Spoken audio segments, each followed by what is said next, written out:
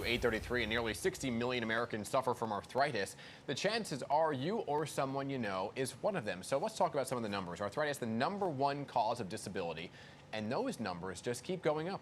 I mean, look at this. 1 in 4 people are diagnosed with arthritis, and that includes, get this, almost 300,000 children. I had no idea. Dr. Karena Wu, owner of ActiveCare Physical Therapy, is here to talk about prevention, treatment, and management of this condition. Good morning, Karena. Thank you so much for joining us. Good morning. We have to talk more about these children. I had no idea that there are that many children prone to arthritis. Yes, there are many, many children, nearly 300,000, that are affected with juvenile arthritis. What are the symptoms, and what does that include for them? Like, how does it affect their life? So arthritis is like an umbrella term, and it literally means inflammation in the joints. So it means you're going to have pain, swelling. It could be local, like in just individual joints, or it could be systemic. So it's going to cause, you know, pain and dysfunction and inflammation around their system. Yeah. And it's oftentimes undiagnosed for quite some time. Well, because you don't think about arthritis being in children. You think about it usually in older adults, right? And there's actually more than 100 different kinds of arthritis. Yes, arthritis is that umbrella term, so it can be the osteo, the psoriatic, and the rheumatoid arthritis. Those are the big ones that we hear about. But it can also include ankylosing spondylitis, lupus, gout, and fibromyalgia. And it can affect local joints, but it can also be systemic, which means it affects the whole body, your bones, plus your soft tissues and your organs. And you not only treat, but you also are your own patient, correct? Yes. So what type of arthritis do you have, and what are you doing to... I was very lucky to have osteoarthritis. It's in my knee. It's actually in my hips and as well as my neck.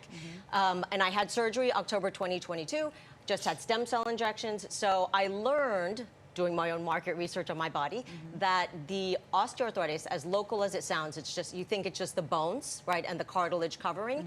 It goes down deeper into, like, much deeper in there. So having stem cell injections was one of the treatments that I used that really helped, because it helps heal from within.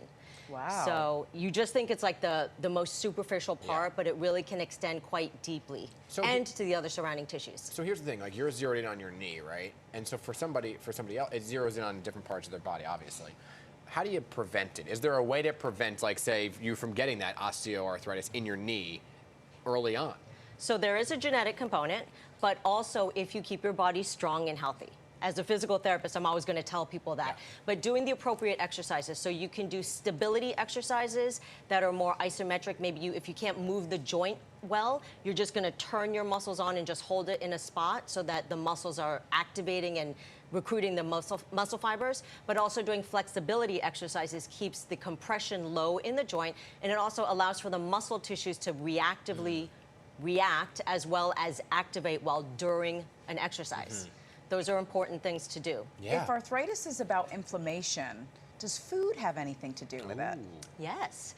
Avoiding things that are inflammatory, like alcohol, processed carbohydrates, refined sugars. All the good stuff. All the good, unhealthy things that we already know that we shouldn't be eating. Right. So other healthy fruits and vegetables, nuts, berries, avocado, omegas, any sort of foods like that, those are going to be beneficial and help with the anti-inflammatory effects. Oh, geez. So you're walking to help find a cure. Yes. So talk about the walk, what you hope to accomplish, money raised. Money raised. We're going for $300,000. Wow. It is the Walk to Cure Arthritis. It's the big one in New York City. My team is ActiveCare Physical Therapy. The walk is Saturday, May 18th, so next Saturday.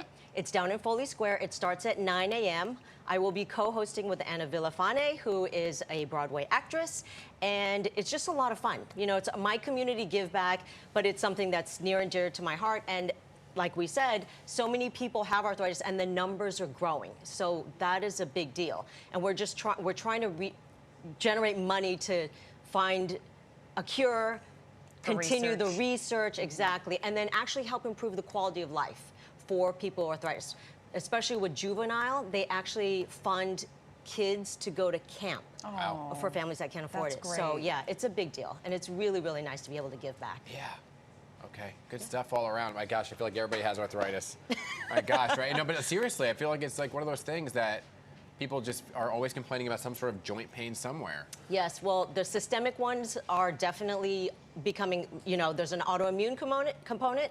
So you have to be careful because we do eat, you know, bad food sometimes. But then also the osteoarthritis is more local. So it's going to be in your weight-bearing joints and in areas that are getting a lot of use. All right. Appreciate the work you're doing. Thank you. Good luck. Hopefully you have a good weather this weekend. I think it's so far Praying so for that. good looking at that, right? Yes. So thank you for being here. Good luck with the walk, okay? Thank you.